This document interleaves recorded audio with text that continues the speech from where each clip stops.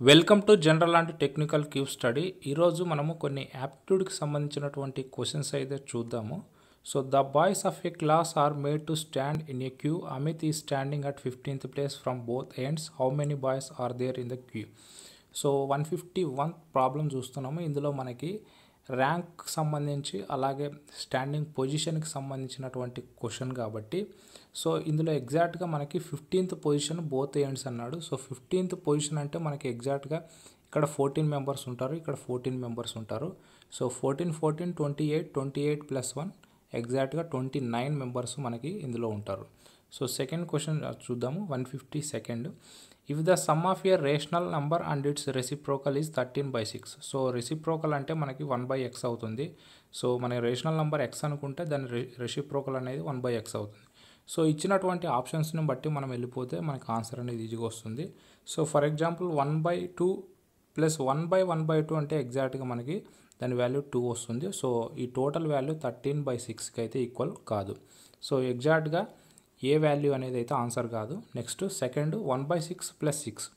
So 1/6 plus 6 అంటే ఎగ్జాక్ట్గా మనకి 37/6 అవుతుంది. ఇది కూడా ఆన్సర్ కాదు.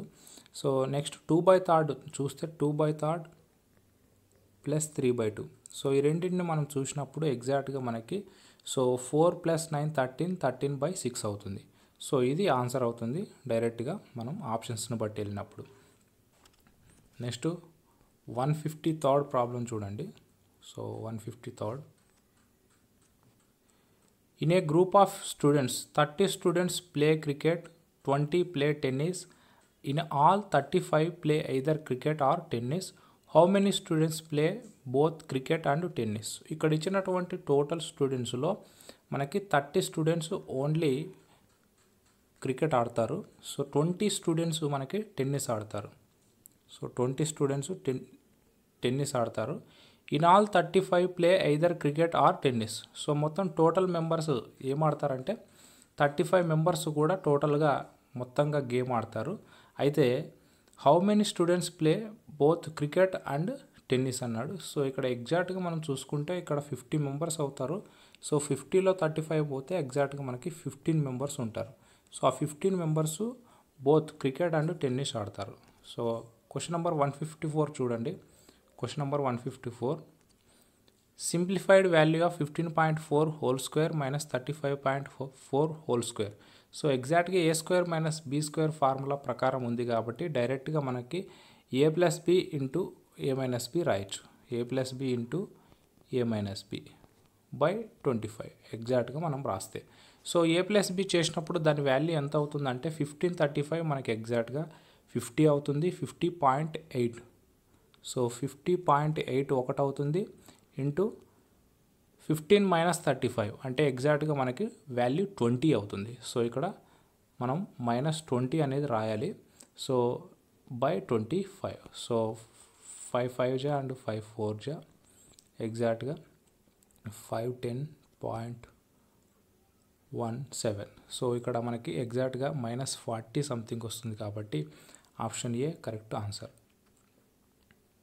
Question number 155. Simplified value of 0.361 whole cube plus 0.639 whole cube by 0.361 whole square minus 0.361 into 0.639 plus 0.639 whole square. ఎగ్జాక్ట్గా ఇది ఎలా ఉందంటే a³ plus b³ by a² minus ab plus b². So ఈ విధంగా ఉంది కాబట్టి దీని పరంగా మనం చూసుకున్నప్పుడు కేవలం ఈ ఫార్ములాని మనం డివైడ్ చేసినప్పుడు మనకి ఎగ్జాక్ట్గా ఏమొస్తుందంటే a + b ఇంటూ మిగతా ఈ ఫార్మేషన్ అంతా వస్తుంది. సో టోటల్గా క్యాన్సిల్ అవుతుంది.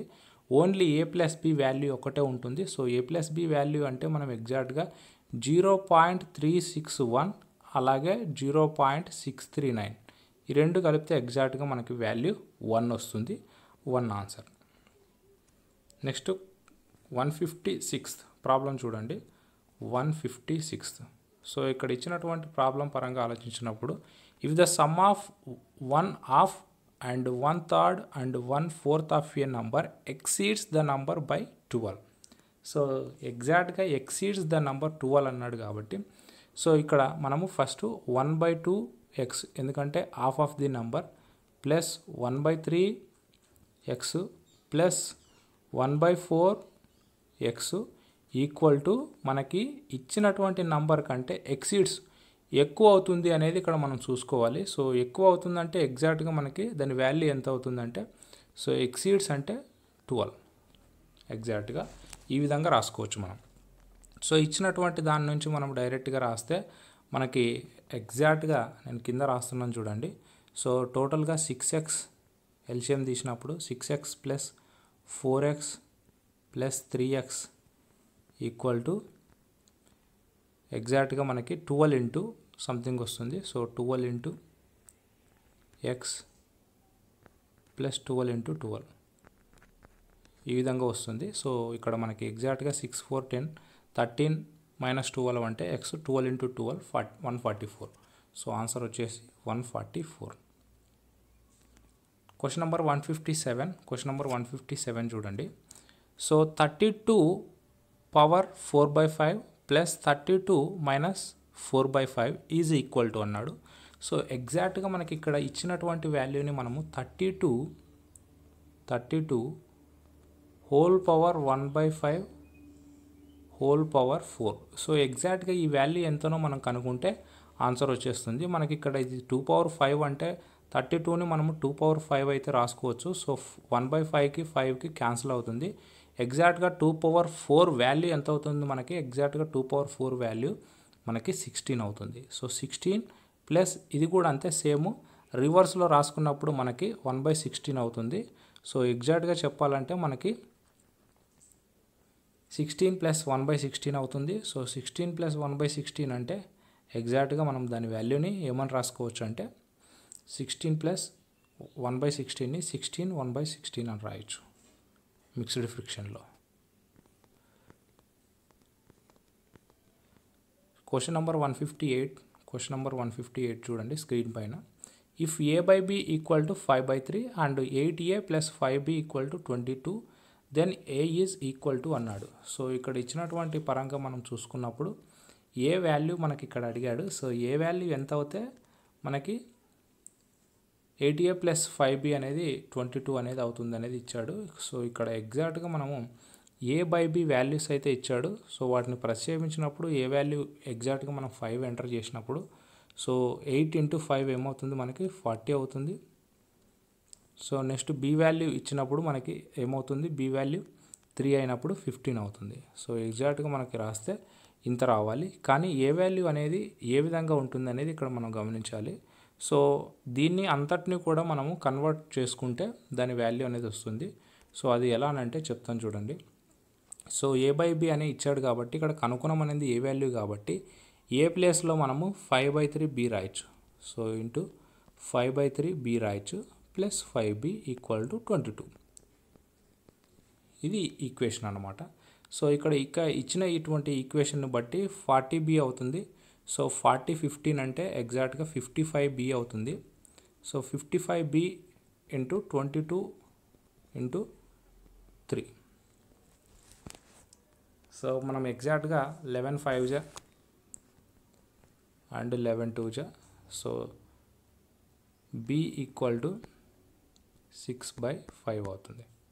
సో b ఈక్వల్ టు 6/5 అన్నప్పుడు మనకి ఏ వాల్యూ ఎంత అవుతుందంటే 5/3b కాబట్టి సో 5/3 ఇంటూ చేస్తే 5 క్యాన్సిల్ అవుతుంది and 3 2 so exact A value 2. Next 159th problem చూడండి. 698 plus 198 whole square minus 698 minus 198 whole square. ఎగ్జాక్ట్గా ఇది a+b whole square minus a-b whole square పరంగా ఉంది కాబట్టి పైన మనకి కనిపిస్తున్నటువంటి భాగం ఏమవుతుందంటే 4ab అవుతుంది. కింద ఆల్రెడీ మనకి ab వాల్యూ ఉంది. ab క్యాన్సిల్ అవుతుంది. ఎగ్జాక్ట్గా దాని వాల్యూ 4 అవుతుంది. Next question number 160. The cube root of 0.027 plus 0.064 plus 3 into 0.12 into 0.7. So ఇక్కడ ఇచ్చినటువంటి ప్రాబ్లం పరంగా మనం చూసినప్పుడు క్యూబ్ రూట్ అడిగాడు.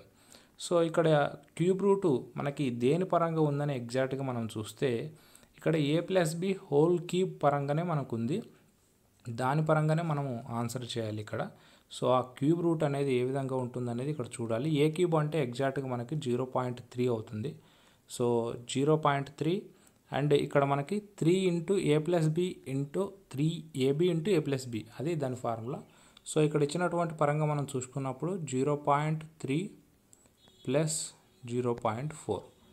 సో ఈ రెండింటికి మనకి హోల్ క్యూబ్ అవుతుంది. సో ఆ రెండింటిని కలిపినప్పుడు మనకి ఎగ్జాక్ట్గా 0.70 అవుతుంది. క్వశ్చన్ నెంబర్ 161 చూడండి. Question number 161, √3 plus √2 by √3 minus √2 plus √3 minus √2 by √3 plus √2. So ఎగ్జాక్ట్గా మనకి క్రాస్ మల్టిప్లికేషన్ చేసినప్పుడు దాని వాల్యూ ఎంత అవుతుందంటే, సో క్రాస్ మల్టిప్లికేషన్ చేసే విలువని మనం డైరెక్ట్గా రాసుకుందాము. సో √3 ప్లస్ √2 హోల్ స్క్వేర్ అవుతుంది. పై భాగంలో √3 ప్లస్ √2 హోల్ స్క్వేర్ అవుతుంది, plus √3 minus √2 whole square by A square minus B square పరంగా మనకి 3 మైనస్ 2 అవుతుంది, దాని వాల్యూ 1 అవుతుంది. సో ఇక్కడ కూడా సేమ్ అంతే, a plus b whole square plus a minus b whole square అంటే మైనస్ మైనస్ క్యాన్సిల్ అవుతుంది. మనకి ఎగ్జాక్ట్గా ఏం మిగులుతుందంటే 2 ఇంటూ ఏ స్క్వేర్ అంటే ఎగ్జాక్ట్గా 3 ప్లస్ బి స్క్వేర్ అంటే 2 అవుతుంది. సో 2 ఇంటూ 5 ఎగ్జాక్ట్గా మనకి దాని వాల్యూ 10. ఓకే, సో ఇది మనకి 161 ప్రాబ్లం వరకు అయితే చూసాము. సో మిగతా ప్రాబ్లమ్స్ని ఇంకొకసారి చూద్దాం. Thank you.